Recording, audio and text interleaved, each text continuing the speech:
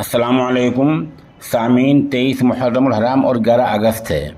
ख़बर का उन्वान है, सड़क के बीचों बीच बीजेपी लीडर का कत्ल कर दिया गया है।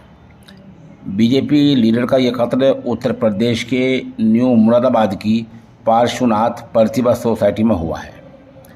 हादसे के वक्त उनका गनमैन फ्लैट में था। घर वालों ने इस कत्ल को इंतखाबी रंजिश बताया है। इत्तला के मुताबिक बीजेपी लीडर अनुज चौधरी बुनियादी तौर पर ज़िला संभल के रहने वाले थे, जो फ़िलहाल मुरादाबाद में इस कॉलोनी में रह रहे थे। उन्होंने असमौली ब्लॉक प्रमुख का इलेक्शन भी लड़ा था। हादसे के वक्त अनुज चौधरी अपने दोस्त पुनीत के साथ सड़क पर टहल रहे थे।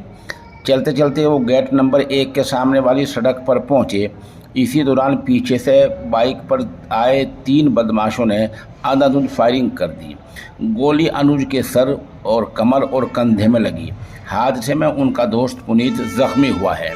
पुलिस जांच में पता चला है कि तीनों कातिल हादसे से सिर्फ 20 मिनट पहले कॉलोनी के गेट नंबर 2 से कॉलोनी में दाखिल हुए थे।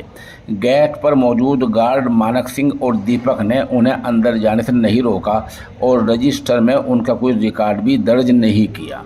कातिल वारदात को अंजाम देने के बाद लगभग 6 बजे गेट नंबर 1 से भाग गए। थाना माजोला में अनुज के दोस्त संदीप सिंह ने असमौली ब्लॉक प्रमुख के शोहर प्रभाकर, उसके बेटे अंकित, अमित कुमार और पुष्पेंद्र वगैरह खिलाफ मुकदमा दर्ज कराया है।